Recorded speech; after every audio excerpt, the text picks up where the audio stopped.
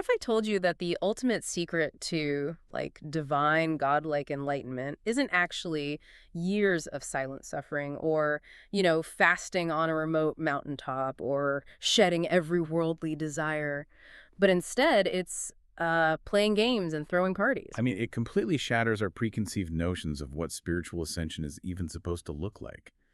We are just so conditioned to associate the pinnacle of existence with, well, intense, solemn asceticism. We really are. And that contradiction is exactly the mission of our deep dive today. We're exploring this really fascinating text that just completely upends the traditional blueprint for ultimate mental clarity and cosmic power. It really does. Yeah, and it was written on October 25th, 2012 by an author named Su Feng, and it carries this incredibly bold title. It's called A Concise Outline of Super Celestial Being Consciousness. Right, and the title alone, I mean, it sets a massive expectation. Yeah. Because it promises this streamlined, easily digestible guide to a state of being that most philosophies would take, thousands of pages just to vaguely define. Okay, let's unpack this. Because before we figure out the actual roadmap to get there, we kind of need to understand what this text actually considers the finish line. Like, what exactly is a super celestial being? Right, getting down to the basics. Exactly. When we strip away all the lofty terminology, what is the anatomy of this ultimate power? And the text builds this state of consciousness on a very specific foundation, starting with a direct relationship to what it calls the greatest creator. And the relationship described here is, honestly, it's radical. Because a super celestial being is not positioned as a subordinate or a mere servant to the divine. Wait, they aren't? No, not at all. The text posits that they're only one single step away from the greatest creator. It goes even further to state that their essence, like their very consciousness, is fundamentally one and the same as the creator's. Oh, wow. So you aren't just aspiring to be in the boss's inner circle, You are essentially stepping into the boss's shoes. You have the exact same operating system. Yeah. And what's fascinating here is how much that blurs the traditional line between the divine and the disciple.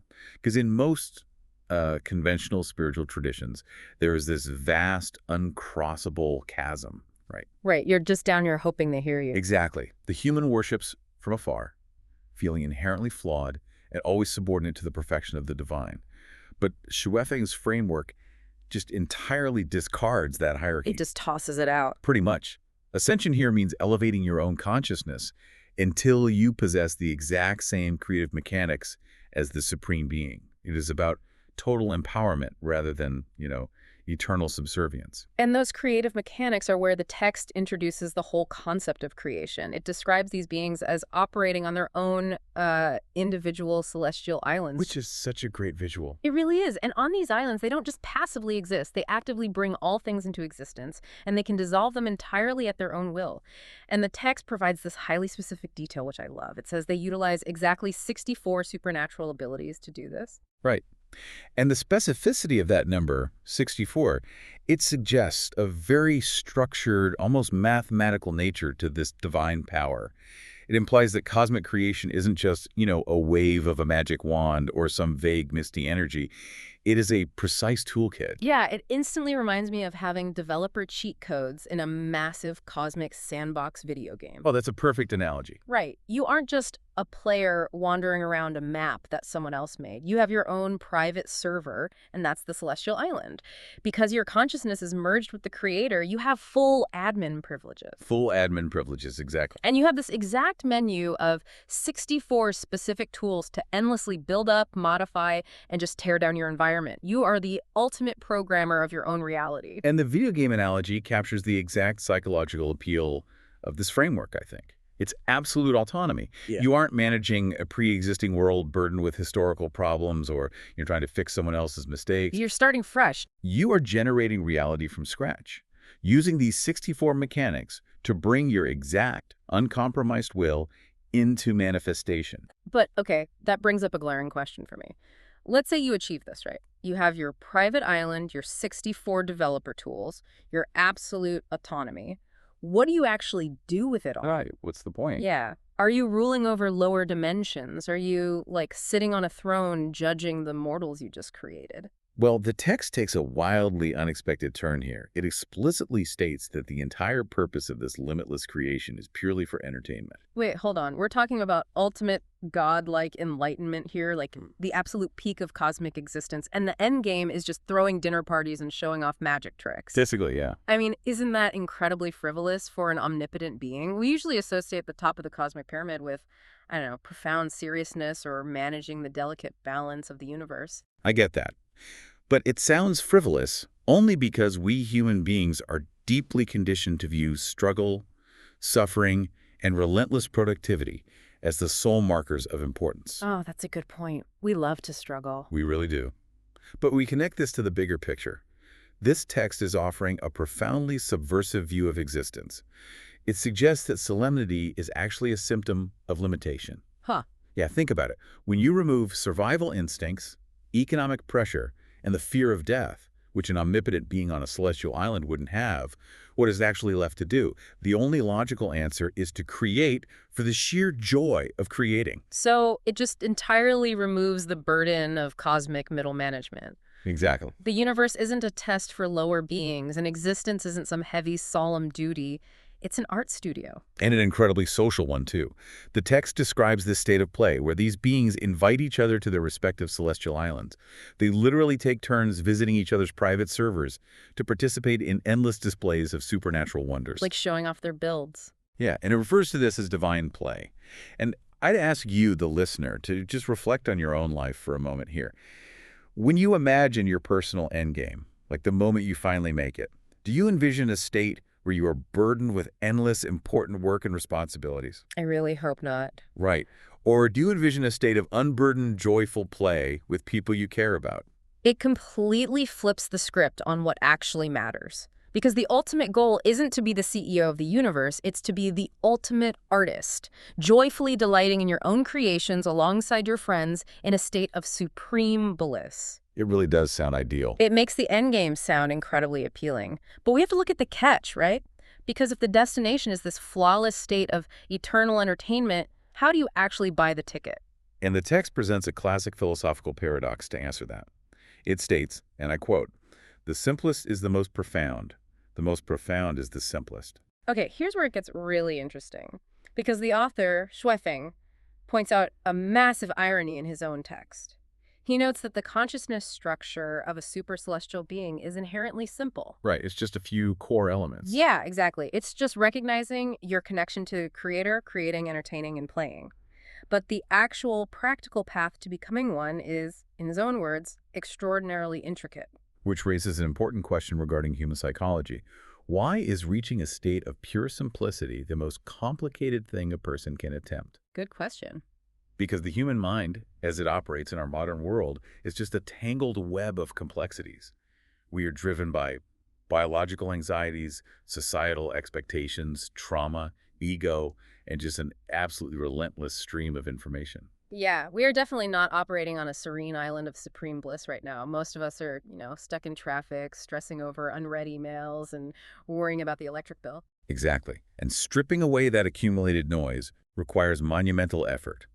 To untangle the deeply ingrained habits of human suffering, to reach a baseline where your consciousness is truly simple enough to just exist and create without fear or ego, that is incredibly intricate work. You essentially have to deconstruct your entire human operating system and build a brand new one from scratch. You really do. Which perfectly explains why the text doesn't just leave the reader hanging with an abstract celestial paradox. It transitions into a highly specific earthly roadmap. It outlines a 4-step methodology for living here on Earth, designed to navigate that extraordinarily intricate path and systematically refine the human mind. Right, the text moves from this lofty theological theory to a very grounded behavioral instruction manual. It dictates that to achieve this ultimate ascension, a person must refine their consciousness into 4 distinct states: orderly, simple, lucid, and pure. Okay, let's examine how the text claims we can actually achieve these states. Because it links each one to a specific lifestyle choice within a community system. The first step is developing an orderly consciousness, which it says comes from adopting the values of Lifechanyuan. And Lifechanyuan serves as the overarching philosophical community in this framework. To understand how this creates an orderly consciousness, we have to look at how much energy the average person wastes on moral ambiguity and decision fatigue. Oh, tons of energy. Right. Every day, we wrestle with what is right or wrong, who we should trust, and how we should act in a really complex society. Yeah. But by adopting a shared, highly structured set of values, that internal wrestling match ceases. The rules are just laid out for you. Exactly. The mind becomes orderly because the rules of engagement with the external world are clearly defined and universally shared by your peers.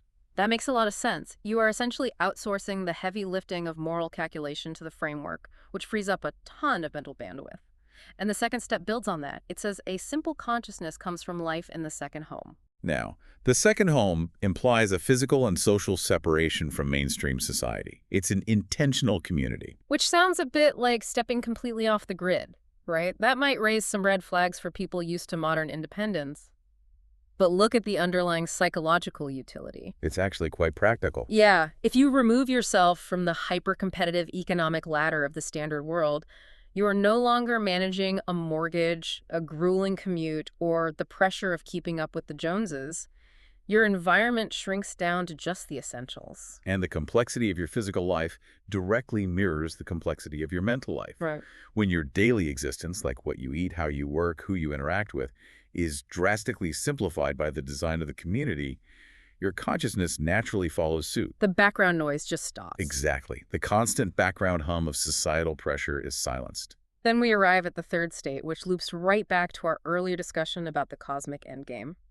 The text claims a lucid consciousness comes from games and entertainment in the second home. And this is perhaps the most unique mechanism in the entire text.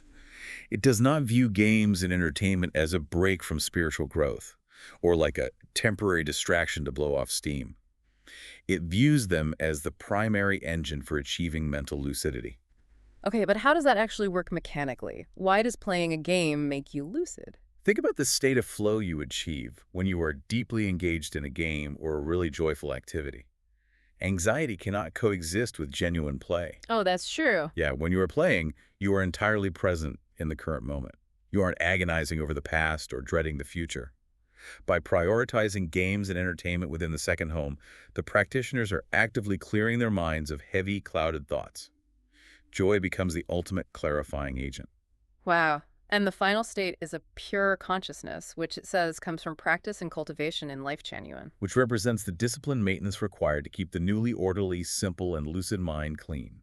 It is the active self-reflection, the meditation, the conscious effort to continually align oneself with that greatest creator. So it's the upkeep. Yes, you can clean a house once, but keeping it pure requires daily sweeping. And the text refers to the followers undertaking this massive lifestyle shift as Chanyuan celestials. It instructs them to hold fast to these values, to remain physically and socially anchored in the second home, and to meticulously follow this guide's roadmap. The level of dedication required is totalizing. It isn't a weekend retreat. It is an entirely new architecture for living. It strikes me as a highly elaborate dress rehearsal, really. By actively practicing these four states, getting your mind orderly, simplifying your physical environment, prioritizing games, and cultivating your thoughts, you are literally running a grounded, earthly simulation of the divine celestial island. That's exactly what it is. By focusing on games and entertainment in the second home today, they are rehearsing for the divine play and entertainment they believe they will experience tomorrow.